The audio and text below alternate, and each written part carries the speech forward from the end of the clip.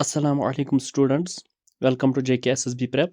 आज हम टेलीकम्युनिकेशन को मज़ीद आगे पढ़ेंगे MCQs के थ्रू। हम थोड़े MCQs करेंगे रेडियो कम्युनिकेशन पर और इसके बाद करेंगे टेलीविज़न ट्रांसमिशन पर। पिछले लेक्चर में हमने किया था रेडियो कम्युनिकेशन पर थोड़े MCQs। बिना देरी के चलते हैं आगे। Which of the following is primary factor in ground wave propagation? कौन सा प्राइमरी ये फैक्टर होता है? फ्रीक्वेंसी, एटमॉस्फेरिक प्रेशर, अर्थ कर्वेचर, आयोनोस्फेरिक कंडीशंस।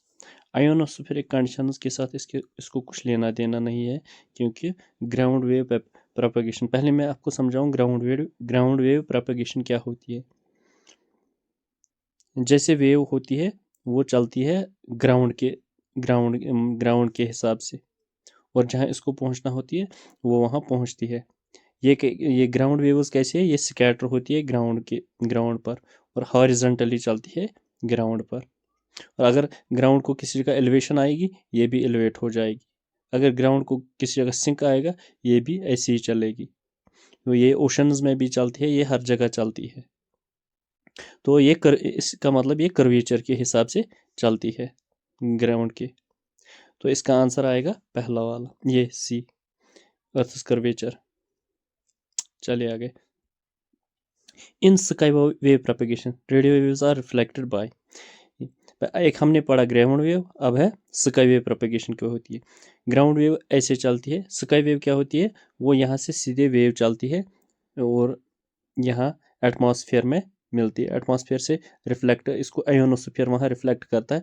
आयोनोस्फीयर में आयन्स होती है, वहाँ से रिफ्लेक्शन करके ये रिसीवर के पास जाती है। इसी तरह से प्रोपगेट होती है। तो इसका आंसर आपको मिला ही होगा। अर्थ सरफेस भी नहीं आएगा, अर्थ सरफेस मतलब ग्राउंड। ट्रोपोस्फीयर भी नहीं आएगा, स्ट्रेटोस्फीयर भी नहीं, आयोनोस्फीयर आएगा इसका। चलिए आगे। Which type of radio wave propagation is most effective at high frequencies and can travel beyond the horizon? High frequencies के लिए कौन सा वेव प्रोपगेशन इफेक्टिव है and can travel beyond the horizon? Horizon जो है उसके पीछे चलेगा। सपोज कुछ यहाँ आयोनोस्फीयर से रिफ्लेक्ट करती है, जिसको हमने बोला स्पेस वेव प्रोपगेशन, लेकिन कुछ बियॉन्ड वहाँ से भी स्पेस में चली जाती है। इसका आंसर तो आपको मिला ही होगा। ग्राउंड वेव भी नहीं आएगा, स्काई वेव भी नहीं आएगा, सरफेस वेव तो मैंने बताया, अब रहा स्पेस वेव प्रोपगेशन। और फिर ये जब यहाँ चलेगी, यहाँ से रिफ्लेक्ट कैसे होती है? यहाँ तो आयोनोस्फीयर करता था, यहाँ हम क्या करते हैं, इसको आगे सैटेलाइट रखते हैं। सैटेलाइट के थ्रू फिर सिग्नल वो वापस ट्रांसमिट करता है और हम यहाँ रिसीव करते हैं। चलिए आगे।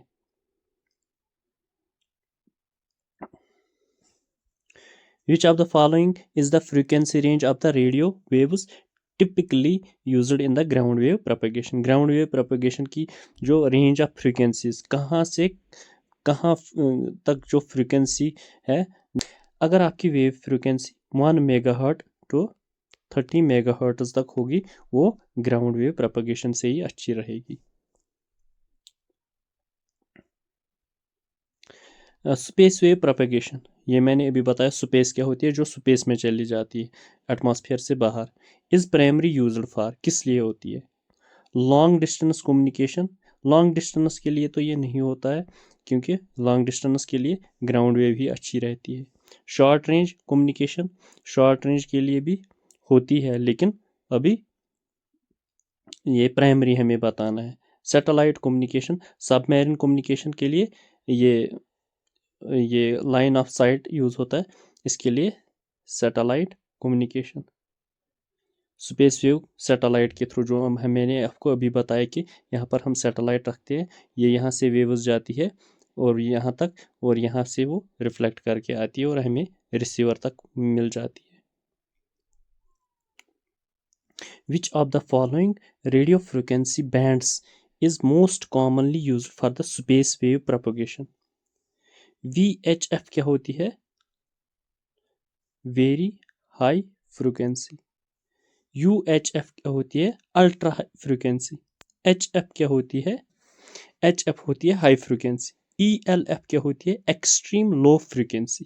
ये चीज़ें आपको याद रखनी है। मिसाल के तौर पर VHF वेरी हाई फ्रीक्वेंसी, इसकी रेंज है 30 मेगाहर्ट्ज़ टू 300 मेगाहर्ट्ज़, ये याद रखना। अब अल्ट्रा हाई फ्रीक्वेंसी क्या है? 300 टू 3000 मेगाहर्ट्ज़ इसकी फ्रीक्वेंसी होती है। हाई फ्रीक्वेंसी क्या होती है? 3 टू 30 मेगाहर्ट्ज़। और एक्सट्रीम लो फ्रीक्वेंसी की किलो हर्ट्ज़ में होती है, 1 टू 3 किलो हर्ट्ज़। अब स्पेस वेव प्रोपेगेशन के लिए क्या, कितनी मेगाहर्ट्ज़, जितनी ज़्यादा मेगाहर्ट्ज़ होगी ये फ्रीक्वेंसी, उतनी ज़्यादा वो दूर चली जाएगी, मतलब वो रिफ्लेक्ट नहीं हो जाएगी उतनी जल्दी से, वो सीधे बाहर चली जाती है। और उसके के लिए क्या है, अगर आपको अल्ट्रा हाई फ्रीक्वेंसी है, उसके लिए फिर आगे हम वो स्पेस वेव प्रोपेगेशन में लगता है, और हम आगे इसको ये सैटेलाइट्स रखते हैं और वहाँ से रिफ्लेक्ट करके वो वापस आ जाती है और हम रिसीव करते हैं। इसलिए अल्ट्रा हाई फ्रीक्वेंसी इसके लिए अच्छी रहती है। The radio wave frequency range typically associated with the intermediate frequency. अब आ गई एक और IF। इंटरमीडिएट फ्रीक्वेंसी की रेंज क्या होती है? मैंने आपको ऊपर बताया इन चारों का, अब इसका भी देखेंगे।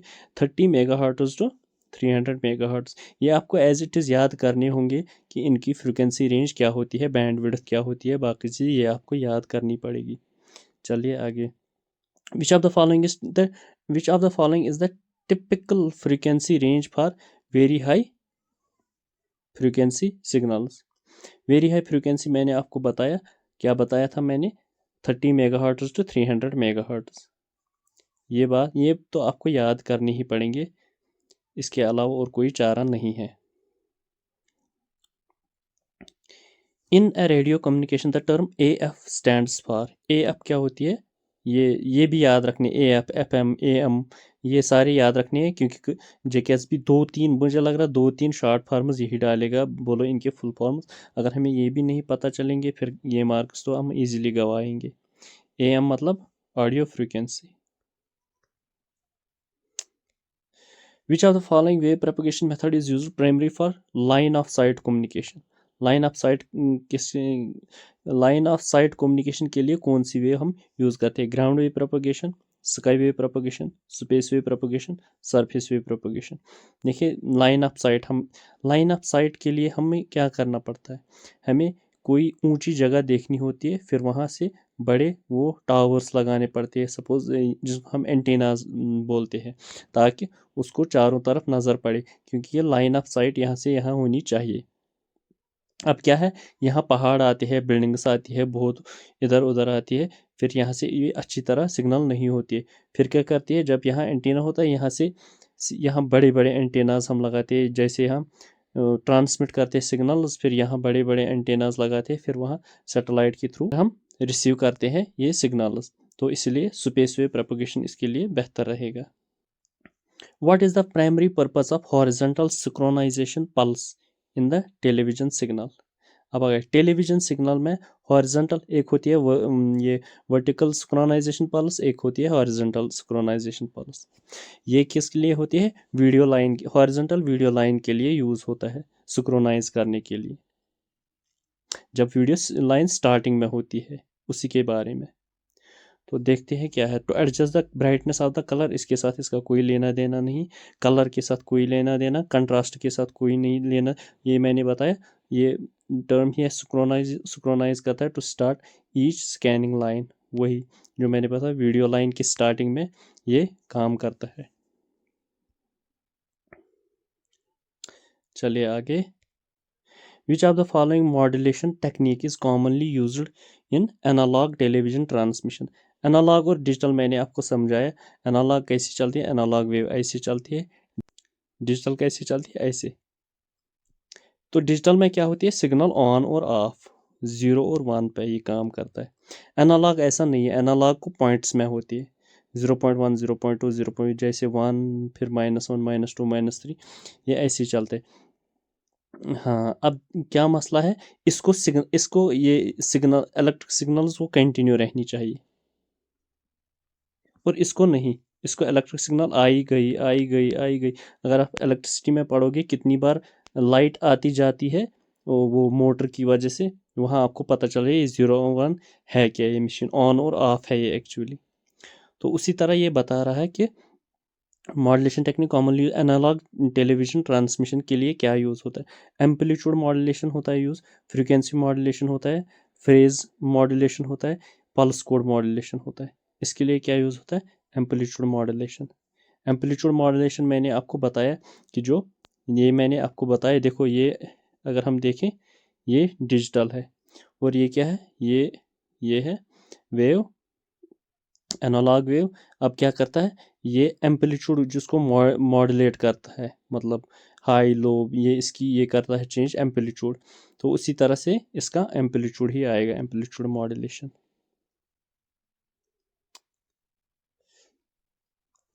In a standard analog television, the video signal is transmitted using, जो वीडियो सिग्नल होती है एनालॉग टेलीविजन, ये उसमें एनालॉग टेलीविजन सिग्नल में, तो वीडियो सिग्नल इज ट्रांसमिटेड, कौन सा चीज़ हमें यूज़ करना पड़ता है, ये वो मैंने आपको बताया, ये एम्पलीट्यूड पे काम करता है, एम्पलीट्यूड ही इसको चाहिए।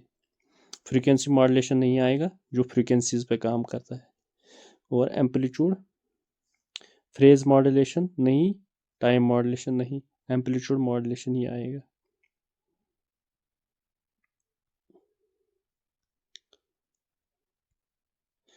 What is the function of vertical synchronization pulse in television transmission? ये मैंने आपको बताया, एक होती है horizontal synchronization, एक होती है vertical synchronization।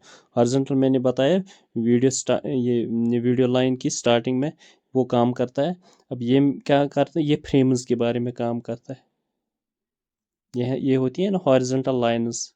अब ये क्या है, ये फ्रेम्स में काम करता है, फ्रेम्स जो टेलीविज़न में आते हैं, वो कितने फ्रेम्स, जो आपने सुना वो 30 फ्रेम्स पर सेकंड, 50 फ्रेम्स पर सेकंड, 60 फ्रेम्स पर सेकंड, वो आपने सुना है, लेकिन वो ऐसे ही काम, वर्टिकल सिंक्रोनाइजेशन ही काम करता है। अब ये to synchronise the transmission of audio के बारे में हमने कुछ नहीं बताया। To mark the end of frame के बारे में हमने बताया था। To ensure the proper timing of the video signal के बारे में हमने कुछ नहीं बताया था।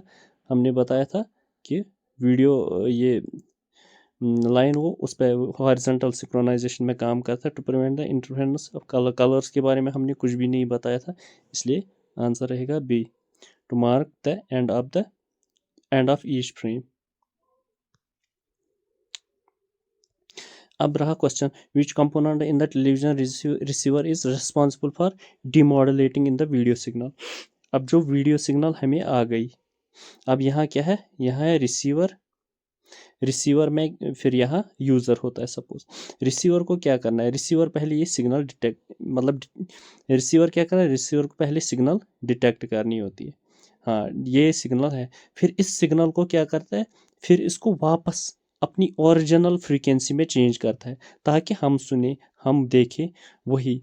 तो ये रिस्पॉन्सिबिलिटी किसकी है, ये है ये रिसीवर में डिटेक्टर की, ट्यूनर की नहीं, एम्पलीफायर की नहीं, कैथोड रे की नहीं। वीडियो सिग्नल कौन करता है, वो डिटेक्टर करता है। अब ये है, विच of the following television system uses 625 lines for vertical resolution. एक होती है हॉरिजॉन्टल रेजोल्यूशन, एक होती है वर्टिकल रेजोल्यूशन। तो कौन सा टेलीविजन सिस्टम है जो 625 लाइन्स यूज करता है वर्टिकल रेजोल्यूशन, 625 लाइन्स कौन यूज़ करता है वर्टिकल रेजोल्यूशन। एक है था NTSC, ये कभी कभी ये डेफिनेशंस आएंगी, ये फिर इनकी फुल फॉर्म आएगी, फिर आपको पता नहीं होगा। NTSC का मतलब क्या है, national television standards committee. PAL का मतलब क्या है, phase alternative line, phase alternative line, ये याद रखना। SECAM का मतलब है सीक्वेंशियल, SEC सीक्वेंशियल, मतलब सीक्वेंशियल, C मतलब कलर, A मतलब एंड, M मतलब memory, sequential, colour and memory. HD क्या हो, HD आपने लाखों बार सुना होगा, मोबाइल पे हर रोज़ देखा, HD देखते हो, SD देखते हो। ये HD क्या होता है, हाई डेफिनेशन, ये उससे भी पता चलेगा जब हम मोबाइल पर देखते हैं HD वीडियो, ये उसी हाई डेफिनेशन टेलीविज़न। तो कौन सा जो 625 लाइन यूज़ करता है वो करता है PAL। PAL का मतलब फेज अल्टरनेटिव लाइन। अगर आपने यहाँ लाइन से भी आपको ये लाइन गेस हो जाता। अब आ गए ये HD जो हम देखते हैं, HD TV।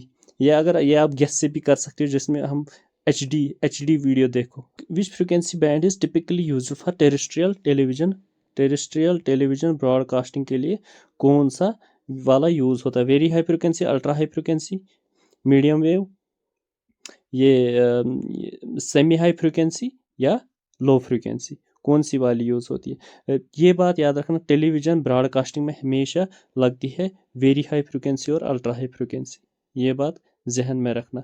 और वेरी हाई फ्रिक्वेंसी और अल्ट्रा हाई फ्रिक्वेंसी किस में और यूज़ होता है? वो केबल टेलीविज़न ब्रॉडकास्टिंग में भी यूज़ होता है, टेलीविज़न ब्रॉडकास्टिंग में भी यूज़ होता है। रेडार्स जो होते हैं ना, जो जहाज़ों वहाज़ों के लिए, या कोई डिटेक्ट करता है एनिमी फ्लाइंग व्हीकल जो होती है उसको डिटेक्ट करने के लिए यूज़ होता है, वो भी यही यूज़ करते हैं। या वेदरिंग पैदरिंग के लिए यूज़ होता है, उसमें भी हम यही यूज़ करते हैं, वेरी हाई। ये बात याद रखना, टेलीविज़न ब्रॉडकास्टिंग के लिए VHF और UHF ही यूज़ करते हैं हम। चलिए, तो द एनालॉग टेलीविज़न, एनालॉग मैंने आपको कितनी बार समझाया। द ऑडियो सिग्नल्स, हम पहले वीडियो सिग्नल्स के बारे में बता रहे थे। ये टिपिकली मॉड्यूलेटेड यूजिंग, कौन सा मॉड्यूलेशन यूज़ करता है ऑडियो, ये ऑडियो सिग्नल्स के लिए। उसमें जब हम ये करते हैं ना, ये जब पहले हम वीडियो बनाते हैं, ये माइक ये ऑडियो बनाती है, यही फिर जाते हैं उसमें मशीन में, फिर यही इसको कन्वर्ट करते हैं, जो ट्रांसमीटर होता है वही इसका सारा प्रोसेस करता है, डिमॉड्यूलेशन मॉड्यूलेशन करता है, इसकी फ्रिक्वेंसीज वेव लेंथ्स बाकी चीज सब कुछ चेंज करता है। अब ये वीडियो के लिए अलग होता है, ऑडियो के लिए अलग होता है, और ऑडियो के लिए क्या है, फ्रिक्वेंसी मॉड्यूलेशन पे काम करता है ये। इन द NTSC टेलीविज़न, ये मैंने बताया, national television standards committee television system, how many frames पर सेकंड आर टिपिकली ट्रांसमिटेड, कितने फ्रेम्स पर सेकंड ये आपने देखा ही होगा, जब अगर आप इसके बारे में देखते हो, 30 फ्रेम्स पर सेकंड यूजुअली होता है, 30 फ्रेम्स, ये याद रखना है। NTSC, national television standards committee, ये मैंने बताया था। Which does the acronym PAL stands for, ये मैंने बताया, यह है phase alternating line, phase and linear नहीं, पिक्चर एंड ऑडियो नहीं, फेज अल्टरनेटिंग लाइन। और ये मैंने बताया ऊपर। अब आ गए SD, जो आप बोलते हैं SD HD बताते रहते हो दिन भर। अब देखो ये इसका क्या है, इसको बोलते हैं हम स्टैंडर्ड डेफिनेशन, इसको बोलते हैं हाई डेफिनेशन। और स्टैंडर्ड डेफिनेशन हम यूजुअली लो क्वालिटी की देख रहे हैं, वो क्या है 480 पिक्सल्स, ये है यहाँ 720 to 480, 720 into 480 पिक्सल्स।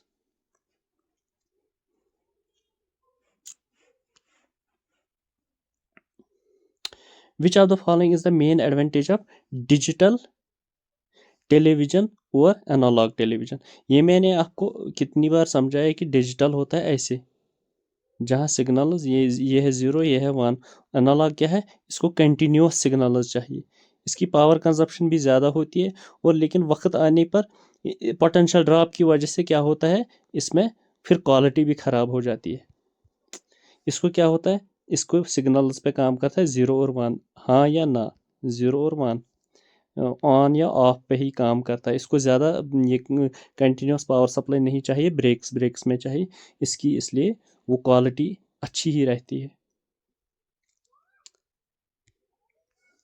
क्या है, ये तो मैंने अच्छे से समझा ही। हाई पावर कंजप्शन, डिजिटल, ये मैंने बताया पावर कंजप्शन कभी डिजिटल यूज़ नहीं करेगा ज़्यादा, क्योंकि ऑन ऑफ होता है, कंटिन्यूस पावर सप्लाई नहीं चाहिए। Better resolution and picture quality, ये मैंने बताया कि वो मैंने बताया था कि उसकी एनालॉग की क्वालिटी डिग्रेड होती है। रिक्वायर्स लेस बैंडविड्थ, ये मैंने बताया नहीं था। Can be transmitted only via satellite, ये ज़रूरी नहीं है कि सैटेलाइट थ्रू ही करें। तो मेन एडवांटेज क्या है इसका? Better resolution and picture quality, ये सबसे बढ़िया है। इसके बाद क्या है? What is the main function of colour burst signal? जो कलर बर्स्ट सिग्नल है इन कलर टेलीविजन सिस्टम, इसकी मेन फंक्शन क्या है जो कलर बर्स्ट सिग्नल है? तो ऑडियो के बारे में ये काम नहीं करेगा। To prevent in signal interference को इसके साथ कोई लेना देना नहीं। ट्रांसमिट एडिशनल चैनल्स को भी कुछ नहीं करना। कलर बर्स्ट का इतना ही काम होता है, कलर रिप्रोडक्शन करना। To provide reference for colour reproduction. ये ऐसे ही याद रखनी है आपको। अब है लास्ट वाला question, which of the following television transmission method is used to deliver television programming to homes via satellite? ये तो वहीं से बता रहा है वाया सैटेलाइट। ये टेलीविजन ट्रांसमिशन मेथड कौन सा यूज़ करते हैं हम? Satellite transmission. आज के लिए इतना ही, थैंक यू।